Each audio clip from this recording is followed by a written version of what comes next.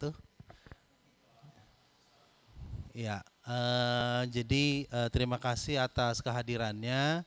Jadi pada kesempatan kali ini kita akan mendengarkan sharing pengalaman dan juga apa saja yang sudah dikerjakan di pusat pengembangan kepariwisataan. Benar ya Bu? P2PAR ITB. Dan sebagai informasi P2PAR ini salah satu yang paling banyak punya kontrak kerjasama loh di DPITM saat ini. Jadi banyak sekali kerjasama dengan pemerintah daerah ya Bu Yani ya, yang memang kemudian dikelola di DPTM. Mangga silahkan ya yang baru datang. Ambil makanannya boleh loh, sambil nyate kita nyantai loh, tidak terlalu formal, sambil nyate sambil minum silahkan, kita lebih santai ya. Mangga. Nah, pada baru beberapa yang sudah hadir, terima kasih. Jadi memang di DPITM kita setiap 2 minggu sekali itu ada sesi berbagi sharing dengan setiap pusat dan pusat penelitian, di mana tidak bosan saya ingatkan ITB ini sekarang ini punya 34 pusat dan pusat penelitian yang kalau kita bagi sesi presentasinya per 2 minggu, itu setahun aja nggak cukup Bu sebenarnya. Jadi sehingga ini nanti kita akan berlanjut terus sampai 2025. Dan kebetulan pada saat sore hari ini P2PAR yang berkesempatan untuk berbagi mengenai apa saja yang sudah dikerjakan. Kemarin ketika kita share posternya, itu di grup para kepala pusat itu banyak yang mengomentari, termasuk bagaimana misalkan ITB itu tidak hanya sebagai kampus, tapi juga bisa sebagai misalkan situs pariwisata gitu. Misalkan kayak NUS, NTU itu kan dia mengembangkan ini Bu, kantinnya, mengembangkan beberapa situs-situs yang ada di kampusnya sehingga menjadi daya tarik tersendiri yang justru kemudian mendatangkan efek revenue generator bagi si kampus itu. Nah, mungkin nanti kita lihat presentasi dari Bu Yani dari P2PAR. Di sini juga ada Pak Adi Kepala Pusat Produk Budaya dan Lingkungan. Nah, ini juga pasti berkaitan sekali nih antara pariwisata dan budaya. Kemarin waktu presentasinya Pak Adi, teman-teman di PPPBL itu membuat semacam menara internet ya, tapi pakai bambu, benar ya Pak? Nah itu juga mungkin jadi bisa dikembangkan lebih lanjut menjadi pariwisata dan lain sebagainya. Tanpa berpanjang waktu, dan saya sampaikan juga ini Bu, permohonan maaf dari Pak Taufan, karena Pak Taufan sekarang sedang menemani Pak Trio Adiono dari Pusat Mikroelektronika terkait diskusi industri semikonduktor. Jadi saya yang mewakili. Tanpa berpanjang waktu saya persilahkan kepada Bu Yani untuk memulai presentasinya. Silahkan Bu, kita tepuk tangan buat Bu Yani.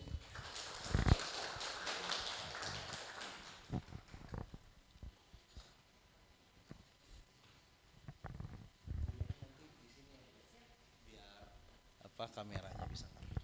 Terima kasih Pak. Assalamualaikum warahmatullahi wabarakatuh. Selamat sore Bapak-bapak dan adik-adik tercinta. Ini kebanyakan mahasiswa yang hadir ya, tapi alhamdulillah banget gitu ya, kami jadi bisa memperkenalkan pusat perencanaan dan pengembangan pariwisata kepada mahasiswa, karena dosen aja banyak yang belum tahu nih ada P2PAR gitu ya. Padahal P2PAR udah berdiri sejak tahun 1993, jadi udah 31 tahun gitu ya tahun ini. Baik teman-teman, ini adalah tim kami yang ada di cover ini. Kami yang tim tetap di P2PAR itu ada 13 orang. Seperti yang bisa dilihat, kebanyakan laki-laki apa perempuan? Kebanyakan perempuan nih. Jadi dari 13 orang itu 8-nya perempuan, 5-nya laki-laki. Jadi P2PAR itu juga disingkat para perempuan pariwisata. Karena kebanyakan perempuan. Baik, kami akan memperkenalkan P2PAR dan juga apa saja sih sebetulnya kegiatan-kegiatan kami di pusat ini gitu. Mangga. Mangga. Ya. Oh, mana ininya? Oh, ini. Sorry. Majunya ke sini, maju ini. Majunya ini. Maju. Ini maju. Oke. Ya, baik Bapak Ibu, kami P2PAR ini berdiri tahun 1993, tepatnya pada tanggal 9 Agustus, itu sebagai pusat penelitian pariwisata pertama di Indonesia. Jadi kita berdiri tahun 93, tahun 94 kemudian menyusul UGM. Terus kemudian baru setelah itu pusat-pusat pariwisata lainnya. Walaupun sampai saat ini belum terlalu banyak juga perguruan tinggi yang memiliki pusat penelitian pariwisata. Nah, ini visi kami bahwa kami memiliki cita-cita untuk menjadi simpul pengetahuan kepariwisataan yang memiliki keunggulan dalam ranah teoretik maupun aplikatif dengan 5 misinya seperti yang tercantum dalam layar ini gitu. Jadi pertama, mengembangkan keilmuannya, kemudian menghimpun dan menyebarkan data dan informasi dan juga ilmu pengetahuan, kemudian menunjang bidang keahlian kepariwisataan baik akademik maupun profesional, menunjang industri kepariwisataan melalui pengembangan produk pariwisata yang inovatif dan menyediakan kesempatan seluasnya bagi sivitas akademika ITB untuk mengembangkan pengetahuan dan kemampuan di bidang keilmuan pariwisata. Ini tim kami, Bapak dan Ibu, kepalanya adalah Pak Budi Faisal, beliau dari KK Perancangan Arsitektur. Hari ini beliau sedang berada di Jepang, jadi tidak berkesempatan hadir di sini. Dan ini adalah tim koordinatornya. Jadi ini semua tim koordinator ini hanya satu yang PNS, yaitu Ibu Rita Rosita. Yang lainnya adalah pegawai P2PAR. Gitu ya. Jadi tetapi dari tim ini Bapak dan Ibu, dari 13 orang ini 8 orang sudah masa kerjanya lebih dari 10 tahun dan hanya 5 orang yang di bawah 10 tahun dan yang terbaru adalah 2,5 tahun. Jadi kami yang orang-orang yang betah gitu ya, betah bekerja di P2PAR dan alhamdulillah sampai saat ini masih solid gitu ya, masih kompak. Struktur organisasinya seperti ini, jadi ada 6 koordinator dari yang mengurus kesekretariatan, administrasi umum, keuangan, ada yang mengurus operasional dan pengembangan SDM, ada yang mengurus pelatihan dan publikasi, ada yang mengurus penelitian dan kerjasama, dan ada yang mengurus humas, data, dan informasi. Ini struktur organisasi kami, dan kami berjalan sesuai dengan job desk yang sudah disusun untuk setiap koordinator ini. Nah ini fakultas dan sekolah yang terlibat dalam kegiatan-kegiatan di P2PAR. Yang terbanyak adalah SAPPK tentu saja karena basis kami adalah perencanaan. Jadi di SAPPK itu ada 6 kakak yang terlibat. Kemudian di FITB ada 2 kakak yang terlibat. Kemudian di FTSL ada 2 kakak yang terlibat. Di FSRD ada 1. Dan di SBM ada 1. Ini mungkin kakaknya sama dengan kakaknya Pak Adi ya Pak Adi ya. Kakak manusia dan desain produk industri. Nah ini sumber daya peneliti kami yang penuh waktu, yang tadi yang 13 orang itu. Penelitinya ada di bidang perencanaan kepariwisataan, manajemen kepariwisataan, manajemen destinasi pariwisata, dan perencanaan wilayah dan kota. Asistennya ada di manajemen destinasi, ada sosial budaya dan arsitektur lanskap, dan juga ada tenaga administrasi. Adik-adik dan bapak-bapak ibu, pariwisata itu merupakan multidisiplin ya. Jadi tim kami ini juga melibatkan banyak pihak. Jadi ada antropolog di situ gitu ya. Kemudian ada juga yang dari kepariwisataan murninya ada dari PWK, dari arsitektur dan lain-lain. Jadi tim kami memang tim yang multidisiplin. Selain kami juga melibatkan peneliti dosen yang sering terlibat di dalam kegiatan-kegiatan kami. Ini ada 13 kakak yang terlibat dan juga 13 dosen. Dan juga ada peneliti mitra. Ini adalah bidang-bidang yang memang di ITB nggak ada biasanya, atau ya di ITB nggak ada. Misalnya bidang interpretasi pariwisata, kemudian pariwisata heritage, kemudian bidang manajemen bisnis, bidang manajemen tata boga, tata hidang gitu. Ini yang memang di ITB tidak ada, tetapi kami memerlukan dukungan dari ahli-ahli ini gitu ya. Karena ya itu tadi gitu, pariwisata itu multidisiplin dan multisektor.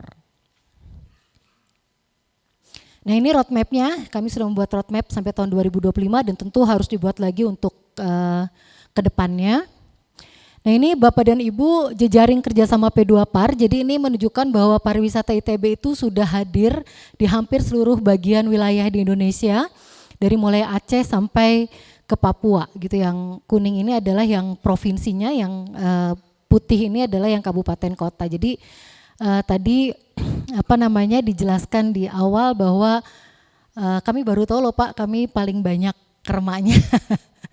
Tapi memang ya sekarang ini pariwisata memang sedang jadi sesuatu yang seksi gitu ya buat daerah. Jadi mereka memang sedang giat-giatnya membangun kepariwisataan. Ini kerjasama kami untuk pemerintah daerah dan pemerintah kabupaten atau kota. Untuk pemerintah pusat, kementerian-kementerian ini yang biasa bekerja sama dengan kami, dan untuk lainnya BUMN maupun pihak swasta maupun NGO ini kami bekerja sama juga dengan beberapa pihak. Nah ini lingkup bidang kegiatan kami, dari mulai melakukan penelitian keilmuan pariwisataannya. Kemudian kami sebetulnya lebih banyak melakukan perumusan kebijakan kepariwisataan khususnya di perencanaan kepariwisataan. Bidang lainnya adalah pengembangan produk pariwisata, kemudian ada master plan termasuk perencanaan juga, kemudian pemasaran pariwisata melalui analisis pasar yang memang harus dilakukan kalau di pariwisata. Dan kemudian kami juga melakukan pendampingan desa wisata, dan kami memiliki publikasi berupa jurnal, 2 jurnal yang kami kelola, dan juga kami melakukan pelatihan, seminar, dan lokakarya untuk para insan pariwisata, termasuk adik-adik mahasiswa yang tertarik dengan pariwisata, ini bisa mengikuti pelatihan ini atau seminar dan lokakarya ini. Ini contoh kegiatan perumusan kebijakan kepariwisataan yang kami lakukan. Jadi kami Bapak Ibu sering kerjasama dengan Kemenpar untuk membantu Kemenpar menyusun kebijakan-kebijakan kepariwisataan nasional. Salah satunya misalnya adalah dengan menyusun pedoman penyusunan rencana induk pembangunan kepariwisataan provinsi maupun kabupaten kota yang ditetapkan dengan Peraturan Menteri Pariwisata nomor 10 tahun 2016. Dan ini Bapak dan Ibu dampaknya setelah Permenpar ini keluar, daerah-daerah mulai menyusun rencana induk baik di tingkat provinsi maupun tingkat kabupaten kota. Jadi setelah ini terbit, ditetapkan ada 16 provinsi yang melakukan penyusunan mengacu kepada ini, dan 151 kabupaten kota yang melakukan penyusunan mengacu kepada ini. Dan tahun lalu kami terlibat juga dalam menyusun rencana induk pembangunan kepariwisataan nasional yang masih berupa naskah awal. Kemudian dalam 10 tahun terakhir kami terlibat dalam menyusun 6 rencana induk pariwisata provinsi, dari mulai dokumen rencana, kemudian naskah akademiknya, rancangan peraturan daerahnya, dan juga peraturan daerahnya. Dan kami juga terlibat dalam menyusun 40 Riparkap atau kota, sama dari dokumen rencananya, naskah akademik, raperda maupun perda. Jadi kami terlibat juga sampai pembahasan di DPR ataupun di DPRD-nya gitu ya, untuk menggolkan ini menjadi peraturan daerah. Yang lainnya mungkin Bapak dan Ibu dan adik-adik pernah dengar tentang CHSE enggak? Pernah enggak? Atau kalau ke hotel, ke rumah makan suka lihat yang begini? Ya, pernah lihat ya. Nah, ini hotel atau rumah makan yang memasang ini, artinya mereka sudah tersertifikasi CHSE. Nah, konsep CHSE ini panduan-panduannya, konsep sertifikasinya itu PP2PAR yang menyusun. Bapak dan Ibu, dan ini sekarang sudah banyak sekali usaha pariwisata, sudah ribuan usaha pariwisata yang tersertifikasi CHSE yang konsep dan panduannya disusun oleh PP2PAR. Tetapi tentu saja pada proses sertifikasinya kita tidak terlibat ya, tentu itu harus dengan lembaga sertifikasi usaha gitu. Nah ini dan sekarang CHSE ini sudah menjadi SNI, jadi ini awalnya hanya Permenpar, kemudian sekarang sudah menjadi SNI. Jadi ini salah satu produk kebijakan yang juga P2PAR yang menyusun dan menyiapkan konsepnya. Dan ini kegiatan lainnya adalah yang terkait dengan perumusan kebijakan. Kami menyusun juga pedoman-pedoman untuk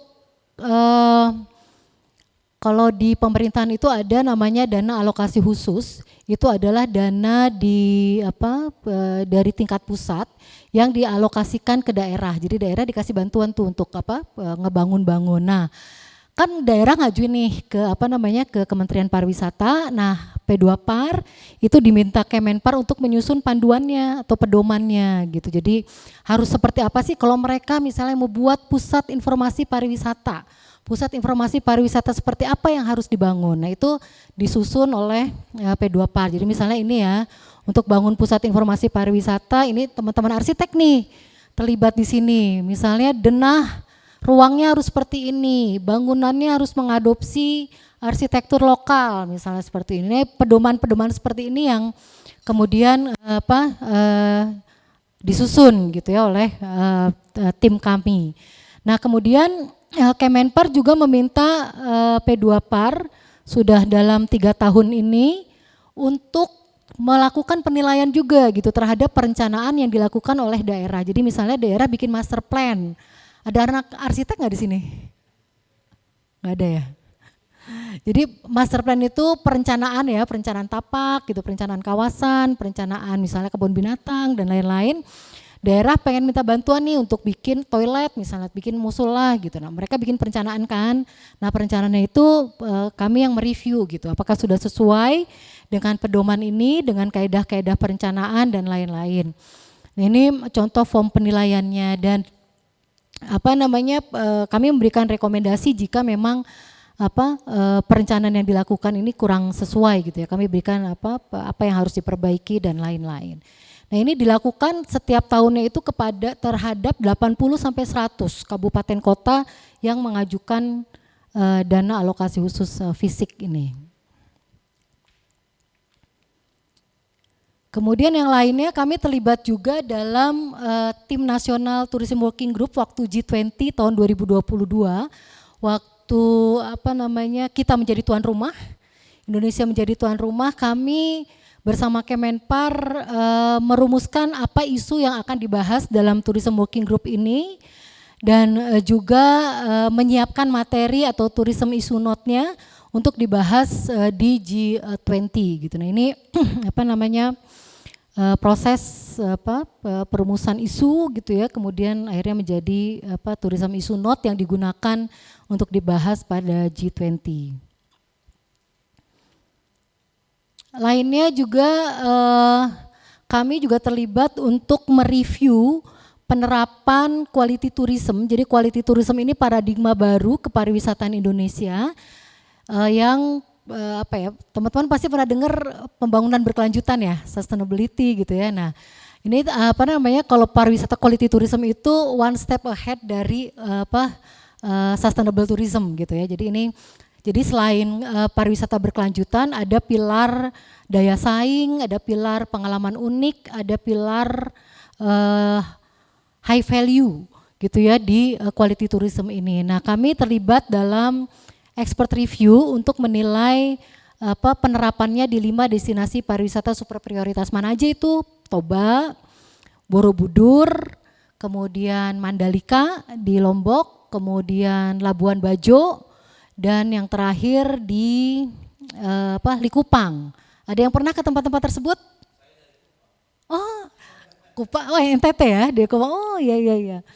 Ada yang pernah ke sana ke Labuan Bajo? Ada yang pernah? Ke Borobudur? Oh, yes, mantap. Ada yang pernah ke Toba? Atau ada orang Toba? Weh, Bapak jalan-jalan juga nih. Berpariwisata juga ya Pak Adi. Ya, nah ini kami nilai jadi kelima DPSP itu rankingnya misalnya ini ya dia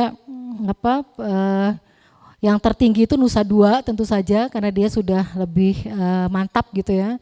Terus kemudian Borobudur gitu melakukan nilainya meningkat setiap tahun dan lain-lain. Ini kami nilai kemudian ini dilaporkan ke Menko Marves hasil penilaian ini. Menko Marves itu Menteri Koordinator Maritim dan Investasi. Siapa menterinya? Siapa yo? Iya betul. Ada yang tahu ya? Oh itu padahal legendaris banget itu Om Luhut. Ya, baik. Nah ini perumusan kebijakan lainnya yang tingkat lokal gitu ya, tingkat desa pun kami melakukan. Ini master plan tadi nih teman-teman arsitek tentu yang melakukan ini tim yang arsitek. Ini juga masih. Nah ini contoh yang lainnya gitu. Jadi kami punya konsep homestay tematik. Jadi homestay itu sebetulnya rumah tinggal gitu ya, rumah kita yang kamarnya kalau ada kamar kosong gitu ya, kalau ada kamar nganggur itu kita sewain ke wisatawan gitu. Nah itu yang disebut homestay. Jadi homestay itu bukan bangunan yang dibangun khusus, bangunannya bentuk tradisional, itu bukan homestay. Tapi homestay itu rumah kita yang kamarnya itu disewain ke wisatawan gitu ya. Nah ini kami kembangkan homestay tematik. Jadi kita lihat potensi pariwisata di sekitar itu punya apa gitu ya keunggulannya, lalu kita kembangkan homestay sesuai dengan tema. Jadi misalnya ini di Ciletuh gitu ya, di Ciletuh Palabuhan Ratu, ini karena geopark gitu ya, jadi kita bikinnya geo homestay. Nah apa sih yang membedakan? Yang membedakan itu di kamar itu kita beri informasi terkait dengan geowisata yang ada di lokasi tersebut gitu. Temanya tema geowisata gitu. Nah ini papan-papan, kami juga membuat papan-papan interpretasi seperti ini yang dipasang di daya tarik wisata gitu ya. Ini misalnya ininya pun papannya pun tematik gitu ya, papan yang terkait dengan geo gitu. Nah ini contoh pengembangan produk yang dilakukan selain perencanaan tadi. Nah kami juga ada pelatihan seminar lokakarya untuk ini biasanya yang banyak yang ikut itu Pemda juga gitu ya, orang Pemda dan pengelola pariwisata. Nah ini untuk tahun 2024 kami ada 14 pelatihan, hampir tiap bulan ada. Ini berbayar Bapak dan Ibu 7 juta, ini 3 hari ya? Ya 3 hari, 3 hari 7 juta ini udah sama penginapan, udah sama makan, full. Nah kami juga mengelola 2 publikasi, ASEAN Journal ini dalam bahasa Inggris dan juga Warta Pariwisata ini dalam bahasa Indonesia. ASEAN Journal ini Sinta 3 ya? Sinta 3 sedang diajukan jadi Sinta 1, Warta Pariwisata Sinta 6. Oh Sinta 5, Sinta 5 sedang diajukan juga ya, jadi Sinta 3. Nah ini untuk yang tahun ini terbit untuk Warta Pariwisata volumenya ini. Jadi adik-adik kalau mau butuh artikelnya dimasukkan ke dalam jurnal, kalau terkait pariwisata bisa masukkan ke artikelnya ke jurnal-jurnal kami ini. Nah, pendampingan desa wisata juga kami melakukan di berbagai daerah di Indonesia. Jadi ini desa-desa wisata binaan kami yang di barat terujung adalah di Aceh, di Gampong Nusa, dan yang timur ini di Kabupaten Kepulauan Sula, ini di Desa Kabau Darat. Ini walaupun program pendampingannya beberapa ada yang sudah selesai, tetapi pendampingan secara informal tetap kami lakukan kepada teman-teman di desa wisata ini. Nah ini pada saat melakukan pendampingan desa wisata, kami biasanya memanfaatkan program-program dari ITB seperti PM Pengabdian Masyarakat Bottom Up, pengabdian masyarakat yang top down, dan juga swadaya dari P2PAR sendiri gitu. Jadi P2PAR punya dana gitu untuk memang melakukan pendampingan terhadap desa wisata, dana pribadi kami gitu ya, dana institusi kami. Kemudian atau biasanya ada CSR dari BUMN atau swasta gitu ya, dan kami ini baru bekerja sama dengan BNI, Bank Indonesia, dan PT Propan Indonesia. Sementara pemerintahnya yang melakukan ada pendanaan pendampingan ini adalah Kemenparekraf, Pemprov Riau, dan Pemkab Musirawas gitu. Ini upaya pendampingan desa wisata yang kami lakukan. Apa saja yang kami lakukan dalam pendampingan ini?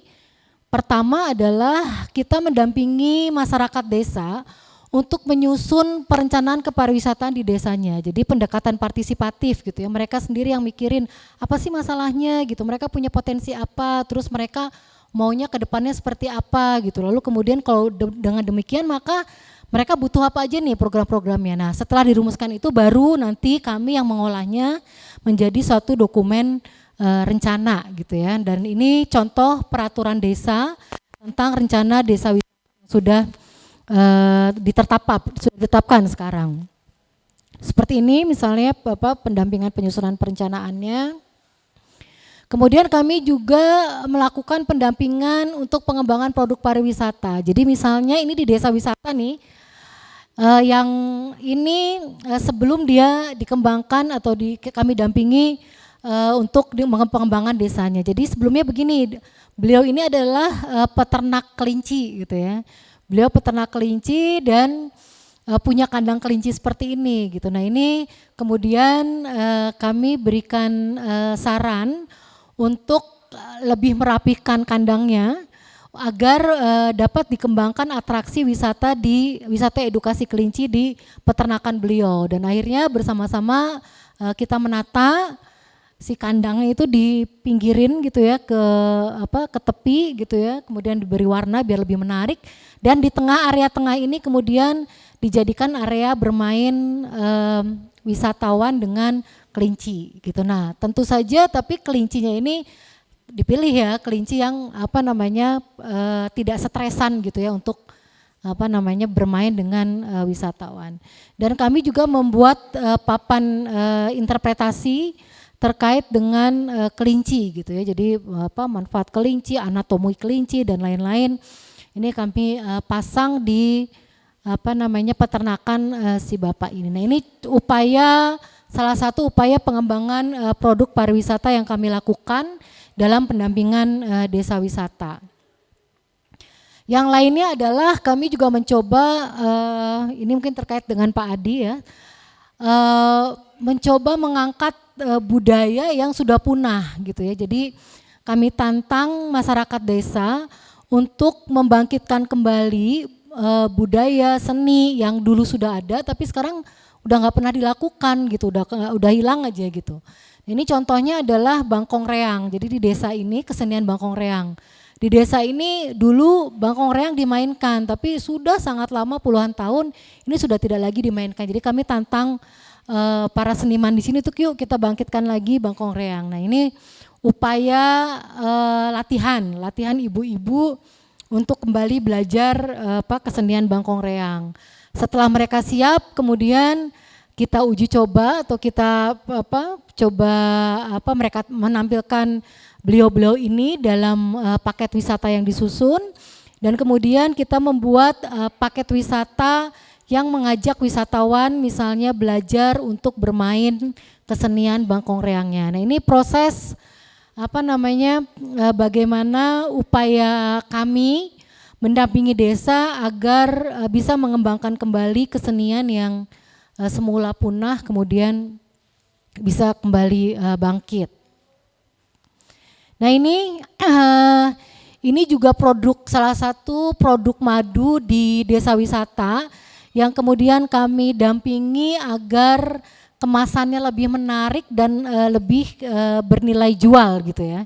Nah ini kami bekerja sama dengan kakak paleontologi di FITB untuk mengidentifikasi di dalam madu ini ada apa namanya ada kandungan apa gitu ya, ada polen, ada kandungan polen apa sih gitu. Jadi ini misalnya ini polennya kebanyakan, jadi masyarakat desa di sana mereka mengira tadi madunya ini adalah madu dari bunga kaliandra. Tapi ternyata setelah dilihat polennya itu kebanyakan bunga matahari gitu. Nah ini kan hal-hal seperti itu yang apa namanya juga menjadi pembelajaran bagi masyarakat desa. Nah ini kemasannya yang tadinya plastik kemudian kami arahkan untuk menjadi beling dan kemudian apa namanya ada informasi terkait tadi ya polennya sebagian besar apa, kemudian apa potensi alerginya seperti apa. Nah ini kami kerjasamanya dengan FITB gitu ya untuk mengeluarkan ini. Dan kami kemudian mengemasnya menjadi oleh-oleh dan ini dibantu jualannya sama KKP ITB, Koperasi ITB gitu. Pada saat itu, nah ini pada saat COVID laku banget Bapak dan Ibu, tapi sekarang melempem jadinya. Nah ini pendampingan paket wisata juga, jadi ini upaya, mohon maaf, ini sih upaya untuk menggali ada potensi apa di tiap desa. Jadi ini kalau ada teman-teman dari geologi, ini upaya kami dan teman-teman desa untuk melihat menggali ada gua-gua apa. Mereka banyak gua ya, dan ada gua-gua apa sih di di desa mereka. Nah setelah ini kemudian menyusun paket-paket wisata, kemudian dikasih harga gitu ya agar mereka bisa jualan paketnya. Ini upaya pembuatan paket wisata lagi yang dilakukan. Ini juga sama paket-paket wisata. Nah ini kerjasama dengan Poltek Parbari dan dengan PPBL juga Pak sebetulnya waktu itu, tapi masih Pak Ihsan ketuanya gitu ya. Kami mengajak PPBL dan juga Poltek Parbali untuk pengembangan kulinernya gitu ya, mengajarkan masyarakat menggoreng pisang yang baik biar nggak banyak minyak, rasa dan lain-lainnya. Ini kami menggait Poltek Par karena kita tidak ada yang keahliannya memasakkan di ITB gitu. Dan ini untuk produk-produk kemasannya ini PPBL yang merancangnya gitu. Nah ini juga ada informasi terkait pisangnya, terkait ikan bengelus, ini informasi interpretif terkait dengan bahan baku dari makanan-makanan khas ini. Nah ini yang dengan PPBL kami mengembangkan kerajinan masyarakat di sana dan juga kemasannya. Jadi kita mari Pak Adi kita bekerja sama lagi untuk pendampingan desa-desa wisata ini khususnya untuk yang kerajinan ya, pengembangan kerajinan. Nah ini pendampingan homestay, kami juga mendampingi masyarakat untuk menyiapkan tadi rumahnya menjadi homestay. Ini jadi mirip hotel kan? Ini di rumah orang ini, di rumah penduduk masyarakat desa, di rumah masyarakat desa. Ini yang ditata sehingga kamarnya nyaman gitu ya, walaupun hanya memakai kipas angin bukan AC gitu ya. Dan ini juga papan homestay-nya dibuat yang tidak biasa gitu ya. Ini dari kayu menyesuaikan dengan karakteristik wilayahnya. Nah ini juga termasuk dalam menetapkan standar harga, tata tertib dan lain-lain. Ini pendampingan yang kami lakukan adalah sampai di tahap ini. Ini Bapak dan Ibu beberapa yang P2Par sudah lakukan, baik dalam perumusan kebijakan maupun pendampingan yang dilakukannya. Dan sangat menarik pengalaman kami di Maratua, pendampingan di Maratua tadi di yang ini, di Maratua ini kami mendapatkan dana dari CSR-nya Bank Indonesia selama 3 tahun.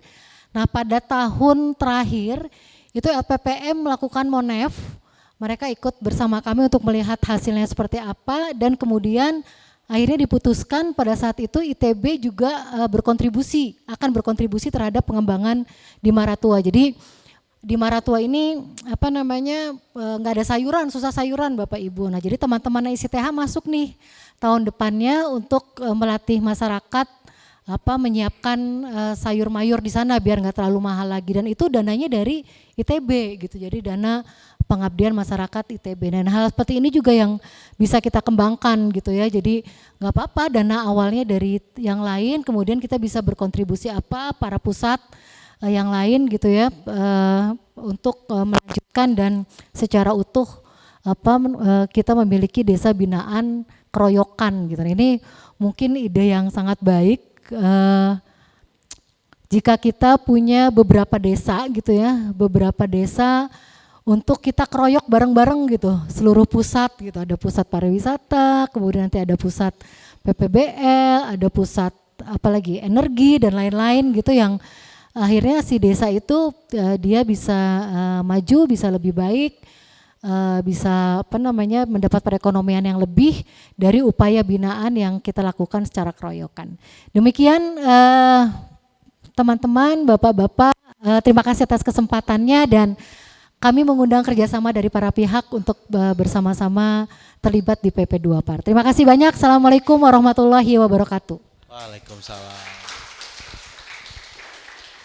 Terima kasih Bu Yani, sudah presentasi sangat luar biasa. Di sini ada hadir juga Pak Elfahmi dari PPBL ya Pak ya, PPBB, Pusat Penelitian Biosains dan Bioteknologi.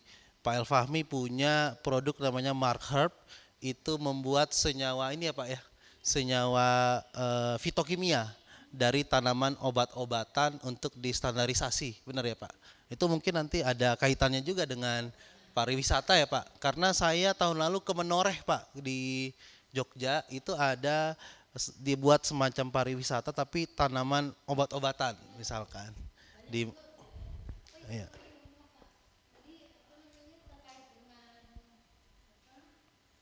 Ide di ITB bikin seperti tur kampus itu gitu. idenya Pak Suhono. Nah, Pak Suhono ada. Kami Tadi saya sebetulnya sampaikan Pak, yang Pak Suhono bilang di grup DPITM bersama kepala-kepala pusat, bisa nggak ITB itu tidak hanya jadi pusat akademik, tapi juga jadi pusat pariwisata seperti NUS atau NTU gitu. Itu iya, dari Pak Suhono. Betul. Kami sebetulnya pernah ini Pak, dulu pernah ada program tur kampus tour yang melibatkan lab-lab yang ada di ITB, dan juga yang menjadi pemandu wisatanya adalah tenaga-tenaga teknis di lab tersebut gitu. Nah itu pernah kami kembangkan, dan itu jualan Pak.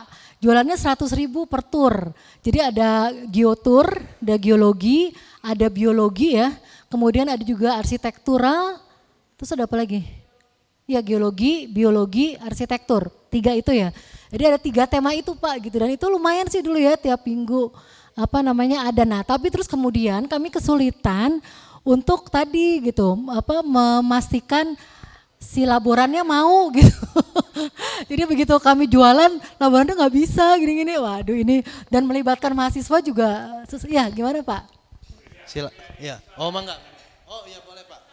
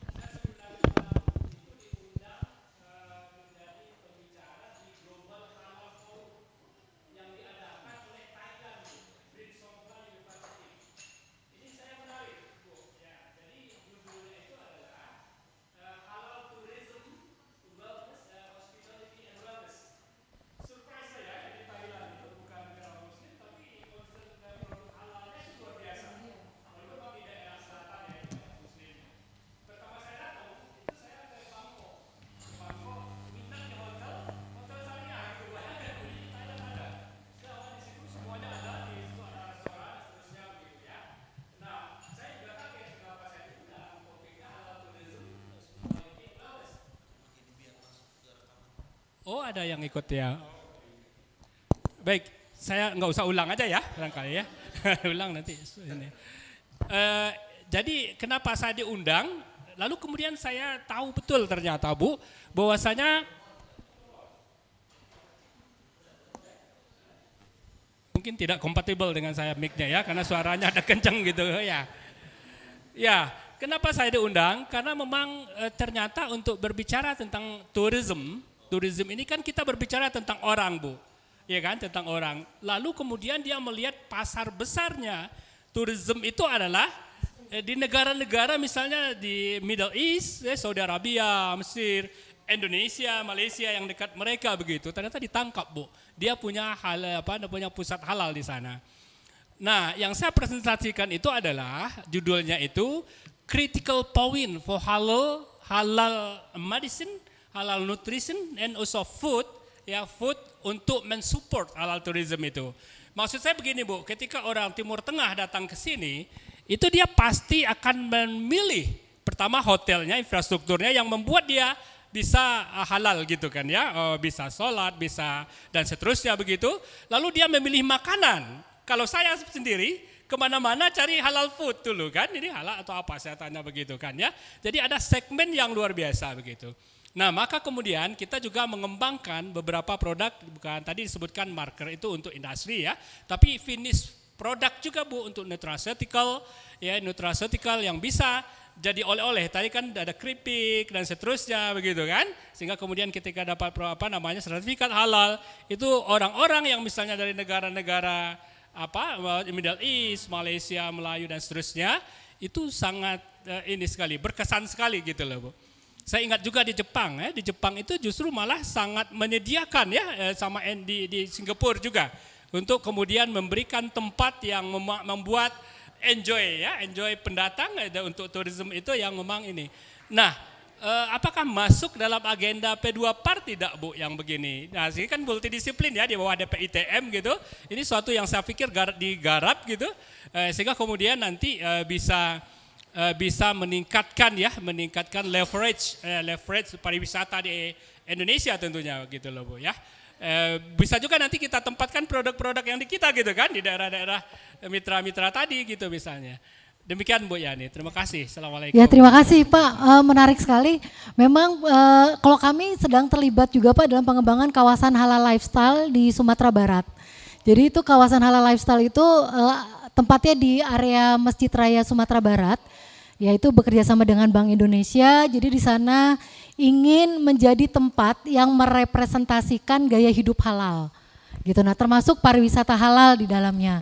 Jadi selain kami membuat perencanaan master plan, kami juga mendampingi masyarakat di sana agar tadi Pak produknya halal gitu ya, tersertifikasi halal, produknya halal, sikap mereka juga halal gitu. Maksudnya nilai-nilai Islamnya diterapkan dengan baik gitu dan lain-lain. Ini proses pendampingannya seperti itu sampai misalnya gitu ya, kami membantu mendesainkan jubah masjid gitu untuk mereka yang datang ke masjid tapi tidak berhijab, misalnya seperti itu. Nah hal seperti itu sedang kami lakukan tahun ini Pak, jadi sangat terbuka kerjasama dengan Bapak dan sangat menarik, itu hal yang baru buat di pariwisata untuk produk-produk Bapak itu untuk jadi cenderamata. Nah besok juga kita akan kedatangan tamu dari NTB, ya, dari Lombok Pak, dari Poltekpa dan Unram. Dari Poltekpar Lombok dan Umram, beliau juga ingin berdiskusi terkait pariwisata halal dengan P2PAR, Pak. Nah itu kami sudah ke arah sana dan sebetulnya ada bidang pariwisata halal juga di kami, itu Pak Budi sendiri yang pegang gitu yang bidang tersebut. Dan itu memang menjadi concern kami juga Pak. Jadi di dalam perencanaan kepariwisataan yang kami susun, itu penerapan prinsip-prinsip halal juga menjadi prinsip yang utama yang kami terapkan gitu. Nah tapi Pak di Indonesia pariwisata halal ini masih menjadi blunder gitu ya. Jadi kalau di luar negeri itu mereka yang menerapkan pariwisata halal itu justru negara-negara non muslim kan. Nah kalau di Indonesia itu kayak di Toba, di Bali itu menolak keras pariwisata halal. Ya jadi mereka belum paham gitu sebetulnya pengelolaan pariwisata halal itu bukan untuk menerapkan Islam di tempat mereka gitu, tetapi untuk kita bisa menyediakan fasilitas yang halal untuk wisatawan, ya, betul. Oh, baik, okay. Untuk wisatawan yang sekarang ini sebagian besar adalah Muslim. Ya, yang membawa cuan kan gitu. Betul. Ya. Nah ini di Indonesia makanya Pak belum ada peraturan perundang-undangan untuk pariwisata halalnya gitu, karena masih blunder gitu, masih masih ada penolakan-penolakan dari beberapa destinasi pariwisata yang non-muslim. Nah ini justru di Indonesia yang gencar-gencar pariwisata halal itu malah yang sebagian besar adalah Muslim gitu, di Melayu gitu ya, yang di Aceh gitu. Padahal kalau di sana sih mereka nggak perlu lagi mendeklar dirinya sebagai destinasi halal kan, karena sudah pasti menerapkan nilai-nilai halal gitu. Harusnya yang mendeklar dirinya sebagai destinasi halal itu yang non Muslim. Tapi ini belum dipahami oleh insan pariwisata yang dominannya adalah non Muslim gitu. Begitu Pak. Bapak diundang ke P2Par Pak. Mari kita makan-makan bakso di sana sambil diskusi. Kami di lantai 3 gedung ini Pak. Iya. Oh sip ya. Ya siap, tinggal turun Pak. Ditunggu ya Pak di kantor. Oh, apalagi nanti kita diskusi yang kawasan halal Pak. Ya siap. Menarik banget. Apalagi untuk cenderamata tadi ya. Ya betul, pengobatan tradisional juga bisa jadi daya tarik wisata Mas itu. Ya, betul. Ya. Oh terima kasih, maaf agak telat tadi, ya agak banyak telat gitu ya, tetapi saya tertarik dengan kepariwisataan karena pariwisata itu adalah salah satu industri yang cukup menjanjikan ya. Jepang, saya hidup di Jepang 6 tahun, sekarang berubah juga dia pariwisata ya, tingkat kedatangan turis yang di Jepang itu banyak gitu ya. Kalau di Indonesia itu kan ordernya dulu pernah hampir 20 juta yang asing ya, 16 juta gitu kan, Covid jatuh lagi gitu. Sekarang berapa ya wisata asing ke Indonesia? Di bawah 10 juta lagi kan, 6-8 juta kan. Nah saya dulu mengikuti karena memang saya di Pusat Inovasi Kota dan Komunitas Cerdas itu ya mencerdaskan kehidupan bangsa, tapi ada mencerdaskan kehidupan kota dan mencerdaskan kehidupan pariwisata. Jadi ada namanya smart tourism. Ya kita menggunakan teknologi informasi untuk memberikan atau memperkuat industri pariwisata sedemikian rupa sehingga menarik, efisien. Contohnya suatu kunjungan seseorang mau ke Bandung, dia kemana dulu, ini kemana dulu, menggunakan AI. Nah kalau sekarang menggunakan generatif AI misalkan yang terbaik dan cocok dengan harga murah, nah, itu pernah kami lakukan, cuman belum kami tindak lanjuti lagi karena ini. Nah terkait dengan tadi sampaikan Pak Grenpik, memang kemarin tuh saya kepikiran karena ITB ini mau menaikkan gaji tapi revenue-nya dari mana, ya kan? Kalau mau naikkan gaji guru besar menjadi 100 juta, artinya lektor menjadi 50 juta dari mana gitu kan? Anggaran 800 miliar untuk gaji setahun. Kalau mau naikkan harus punya endowment fund 10 triliun atau 20 triliun.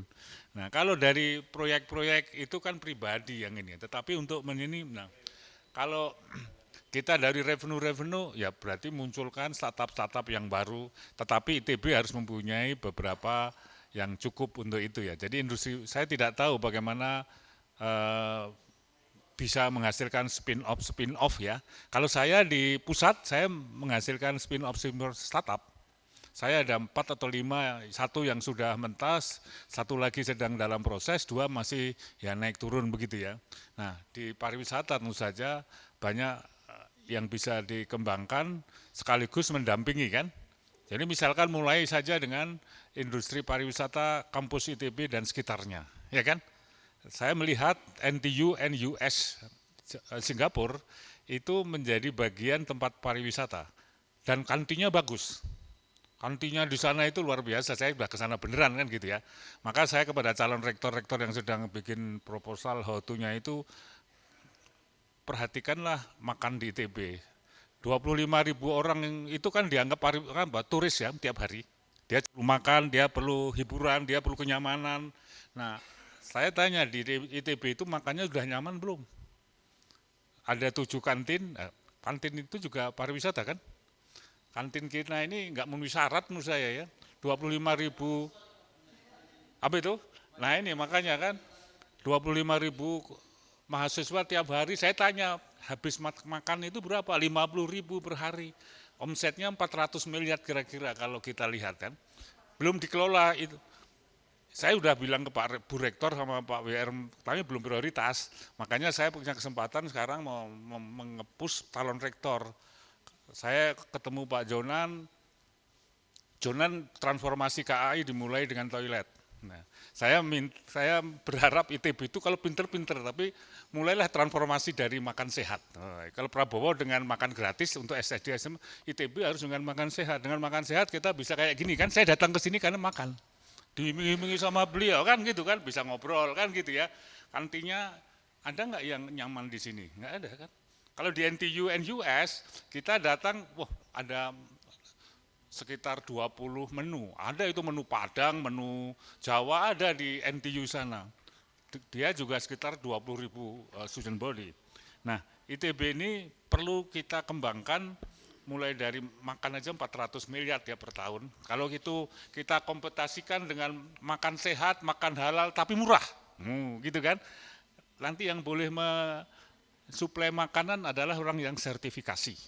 Disertifikasi ini halal dan ini punya nutrisi sehingga ini jangan di pinggir sana gitu ya, yang ikut kotoran kuda gitu kan. Coba bayangkan ada 7 restoran di ITB ini yang kantinnya kapasitasnya paling per kantin itu 40, kalau dikalikan 7 hanya 200 lebih, paling 2.000. Padahal kita itu 25.000 kapasitasnya, belum dikelola dengan baik. Nah, maksud saya adalah kita juga punya kebun binatang ada di situ ya, di dekat. Nah, kenapa kita tidak membuat satu industri startup pariwisata gitu ya. Nanti bisa berkembang menuju ke Bandung, menuju Pasar Baru, menuju ke sini dan sebagainya sehingga akan menjadi lebih besar. Dimulai dari P2 Par ini meng-create satu startup. Nanti cari alumni-alumni muda ini membangun satu startup menjadi kampus itu tempat turis. Menarik kan? Ini saya tertarik di situ karena untuk membantu ITB para calon rektor baru ini kan. Ya. Gitu aja, terima kasih. Kalau mau cari bekerja sama di smartisasi pencerdasan atau IT-nisasi, kami ada beberapa produk untuk smart tourism ya dipakai juga oleh kereta. KAI telah menggunakan misalkan dia dari Bandung ke Jogja, setelah nanti Jogja kemana saja di situ ada tujuan-tujuan wisata yang bisa diakses. Sehingga dari situ sebelum berangkat dia sudah tahu mau kemana, naik apa dan sebagainya. Itu kalau mau disinergiskan dengan Pusat Inovasi Kota dan Komunitas Cerdas. Kami di bawah Pak Glenn Prick. Terima kasih. Terima kasih Pak, menarik Pak idenya, nanti kita coba pelan-pelan kembangkan, tapi kayaknya akan lebih menarik kalau startup itu isinya nggak cuma P2 Par, tapi pusat-pusat lain yang terkait dengan pariwisata gitu ya, yang bisa bidang-bidangnya terkait pariwisata, sehingga kita bisa mengembangkannya itu utuh, gitu dirangkai gitu, dengan tadi biosains, dengan PPBL, dengan Bapak, IT-nya gitu. Jadi mungkin tadi kantinnya itu nggak cuma sehat, tetapi juga digital, gitu, kantin digital itu kan menarik tuh ya. Siap, ayo Pak. Nah, siap. Nanti kayaknya kita perlu waktu, mungkin difasilitasi LPIT untuk kita atau Pak kita ngobrol di P2 Par gitu untuk kita bikin sesuatu. Iya. Ayo Pak. Iya. Ya menarik Pak, terima kasih. Mungkin kita juga bisa kerjasama Pak, karena dalam pengelolaan pariwisata juga membutuhkan IT misalnya dalam pengelolaan pengunjung. Pengelolaan pengunjung gitu Pak, misalnya selain e-ticketing juga untuk kira-kira kita mengetahui ada berapa pengunjung yang di dalam sih gitu. Kita bisa informasi-informasi seperti itu yang untuk pengelolaannya. Terima kasih Pak. Kita juga punya pusat halal kan Bu? Yang mungkin juga bisa bagian dari skema besar ini gitu. Mangga saya persilahkan, mungkin Pak Adi mau komentar atau pertanyaan, silahkan Pak. Ya, terima kasih. Menarik Bu. Saya sebenarnya mau lihat tadi kan yang dipresentasikan lumayan sangat detail tapi per teknikal gitu loh ya, memperbaiki ini, mengusulkan ini, tapi mungkin apakah P2 Par juga mengusulkan ya, membuat sebuah konsep nasional sebenarnya pariwisata Indonesia itu mau diarahkan kemana gitu loh ya, ke alamnya atau lebih ke apa ya, budaya gitu ya, itu kan beda ya. Keindahan alam juga target pariwisata.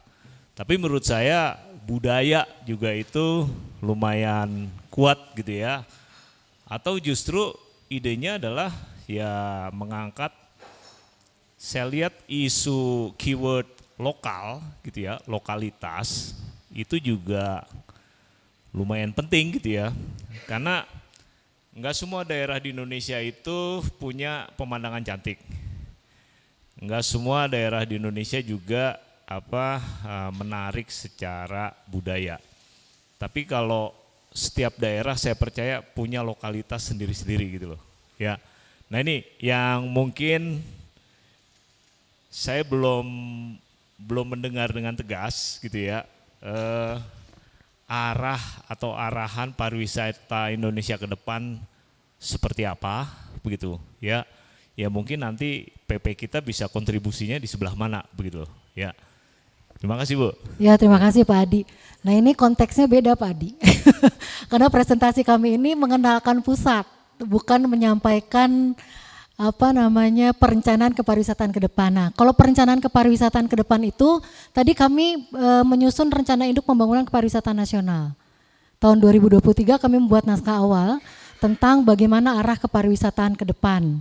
Nah itu dengan Kemenpar kami sudah menyusun bersama dan masih dalam proses tahun ini dan insya Allah ditetapkan tahun 2025 karena yang lamanya itu akan berakhir tahun 2025 gitu. Nah itu mungkin beda konteksnya gitu ya karena saya sekarang mengenalkan apa itu P2PAR, apa yang dikerjakan P2PAR, memang tidak menyampaikan apa sih kepariwisataan ke depan dan lain-lain itu memang bukan tidak kami siapkan untuk mungkin mempresentasikan. ada bocorannya gitu Bu. Ya, kalau ada bocorannya, nah betul. Kalau bocorannya Pak, jadi kedepannya ini Indonesia ini akan mengangkat kemaritimannya Pak.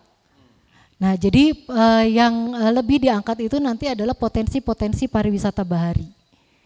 Tentu di dalamnya adalah alam dan budayanya gitu ya, budaya bahari dan alam baharinya. Karena itu kekuatan dari kepariwisataan Indonesia gitu ya, negara kepulauan gitu ya, Indonesia itu negara kepulauan, potensi laut yang lebih luas daripada pulau-pulau, banyak pulau-pulau kecil yang punya keindahan bawah laut yang luar biasa. Jadi kedepannya itu adalah maritimnya itu yang diangkat dan itu juga sesuai dengan rencana pembangunan jangka panjang nasionalnya, memang mengangkat ke kemaritiman dan itu nanti kedepannya lebih didorong ke timur Indonesia gitu ya untuk pariwisata bisa menjadi pendorong peningkatan kontribusi ekonomi di timur Indonesia dan timur itu memang keunggulannya adalah bahari gitu ya, bahari timur itu jauh lebih itu daripada di barat. Itu Pak bocorannya, terus bocoran lainnya adalah ya transformasi sosial, ketahanan budaya gitulah prinsip-prinsip yang dikembangkannya seperti itu.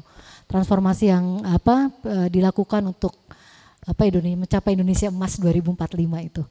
Itu Pak. Semoga menjawab. Terima kasih. Ya. Oke, cukup. Terima kasih Pak Adi. Mungkin silahkan satu terakhir dari mahasiswa kalau ada. Ayo. Terkait pariwisata Bandung mungkin. Silahkan. Ada? Fahri? Ada? Ada? Ada senang jalan-jalan. Ya, nih.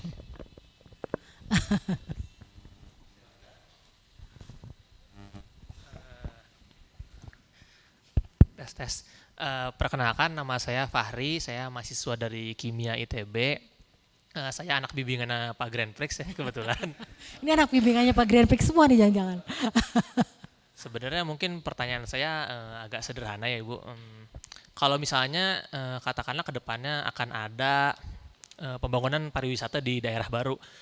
Tapi kemudian ternyata orang-orang di daerah itu, daerah tempat dibangun pariwisatanya ternyata menolak gitu. Dieksplor mungkin budaya atau alamnya gitu. Itu kira-kira gimana tuh solusinya? Dan tantangannya misalnya kayak gimana ke depannya gitu. Terima kasih. Pariwisata itu bukan sesuatu yang wajib dikembangkan. Dan pariwisata itu kunci keberhasilannya adalah masyarakat, dukungan masyarakat dan para pihak. Jadi kalau mereka masyarakatnya nggak mau ada pariwisata di situ, nggak usah dipaksakan.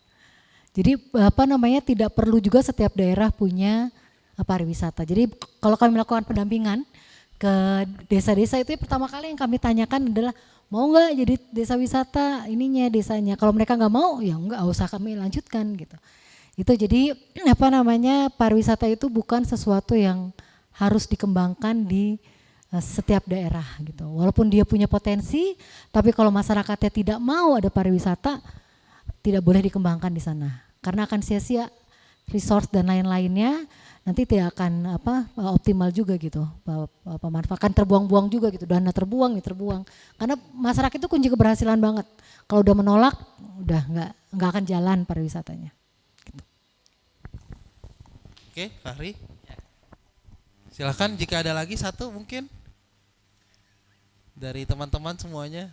Oh kalau yang di belakang timnya Bu Yani ya. Baik kalau begitu mungkin terima kasih kepada Bu Yani yang sudah memperkenalkan dan memberikan insight-insight menarik bagi kita. Dan juga tadi akan mungkin ada tindak lanjut ya dengan Pak Elfahmi misalkan, dengan Pak Adi, dengan Pak Suhono. Dan kita harapkan ke depan pariwisata Indonesia semakin maju ya Bu ya. Karena rasanya negara tetangga juga mulai ngebut nih. Kemarin saya cek tur ke Vietnam tuh cuma 7 juta 5 hari 4 malam. Nah, itu menarik tuh. Untuk menarik turis ya Bu ya dan menjadi pemasukan bagi negara.